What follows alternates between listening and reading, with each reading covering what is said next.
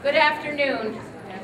I'm Priscilla Sands, and I have the privilege of being head of Springside School. This is my 15th year at this wonderful school, and I don't think that there has been a day in all of those years I haven't been full of gratitude for the absolute joy of being here and being surrounded by our students. My job today is to give you a very brief 30,000 view of our school so that you understand a little bit more of the mission, what we're doing, what we hope to accomplish in the next few years. We are a pre-K-8 single-sex school. We are committed to the lives of girls all the way through. But until that time, they go to school with one another. And in 2012, we will move into a fully co-ed high school. Right now, we have had a coordinate program, which has been co-ed in 11th and 12th grade since the 1960s. So we know how to do this very well. And we are going to include 9th grade and 10th grade for our students in 2012. We're excited about doing this work, and we really believe that we have a vision for what our two schools will look like that is going to be exciting and challenging and like no other. What is making us different is our commitment as two schools to innovation and creativity. A recent IBM poll of CEOs, 1,500 CEOs, asked them what the #1 competency, leadership competency for the future is. And they responded without question, it was creativity. And what creativity is the definition is the product of something original and useful that uses divergent and convergent thinking. I'll give you a wonderful example that I love of a 6th grade class that was asked to come up with a solution for the problem of sound buffering in the library. So they came together with all kinds of ideas, and all ideas were discussed, weighed, thought about, and then they really had to come up with the best idea, the best solution. And this is the whole idea of what it means to work on projects, to work collaboratively, to work with innovation. They had to use math, they had to use technology, they had to use writing skills, and they had to use collaborative skills. We have gone to the words of John Dewey, who is the founder of, really the father of education, to say it is our imperative to meet all of these students where they are. Education over the last 100 years hasn't changed much. It has really been tooled for an agrarian community, for a manufacturing community, but not a community of innovation and creativity. And that's what we are committed to. We are trying to create two schools with one mission that is preparing students for their future and not for our past. So they will have to think analytically, they will have to be able to write well, but they will also have to be able to problem solve. Creativity in the United States has been declining over the past few years. And one of the reasons has been that we feel very strongly about is that schools haven't talked about it or haven't valued it. We have been moving toward drill and kill for the last many years. And this is not the way our children will learn. These are not the jobs. Those skills will not be necessary for the jobs of the future.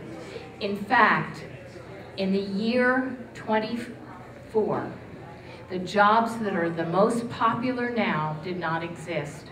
So we are excited as two schools to be thinking about creating a center, an actual center here, and it will be the first of its kind anywhere in this area, to think about innovation, creativity, problem solving, using faculty and students, using our class time in a very, very different way. We are committed to encouraging our girls to use their voice, to be their best selves, to be true leaders for the future.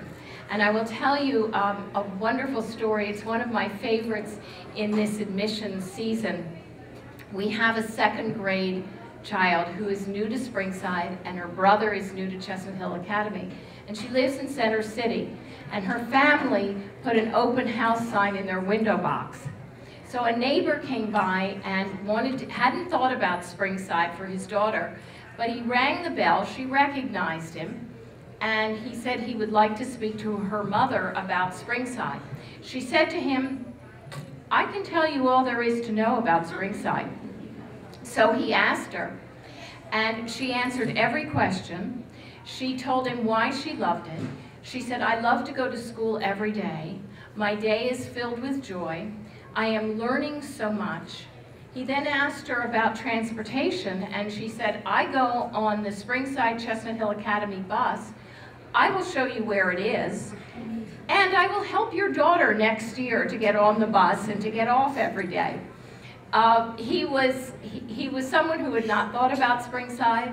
He is now coming to meet with me, intrigued, because these are our students, and we see this every single day.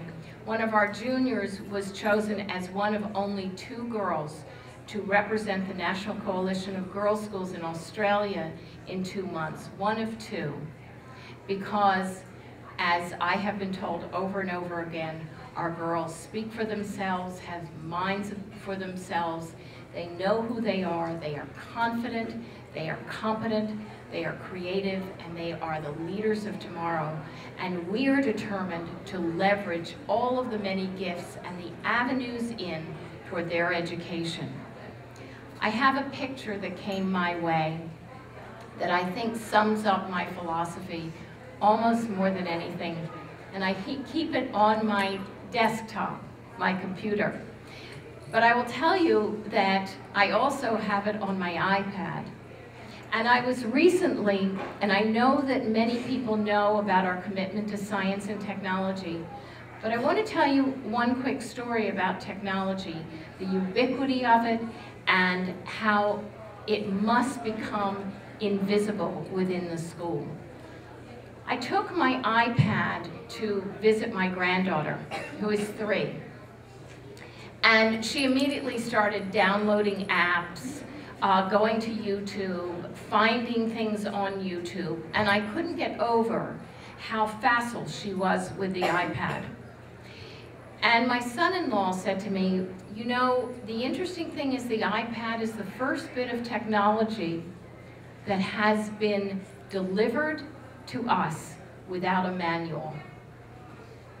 Now, I thought about that, and I've thought of all the things that we have manuals for, and the iPad really is the first bit of technology that doesn't come with a manual, but we don't realize it. And I thought, as much as I would like to tell you how brilliant she is, it's not she who is brilliant, it is the technology. It is becoming intuitive. These are the tools of the future. This is why we are on the cutting edge of the future. This is why Springside, I believe to my core, is the only school in the area that was up in enrollment, because people are believing in this direction. It is a paradigm shift. We are both schools committed to it. We are absolutely convinced that our school will be the model for the school of the future. And when I look at our students and I see them every day, I think I am so honored to live in their times, to be part of their lives, and to see these faces every single day. That is the underlying joy of education.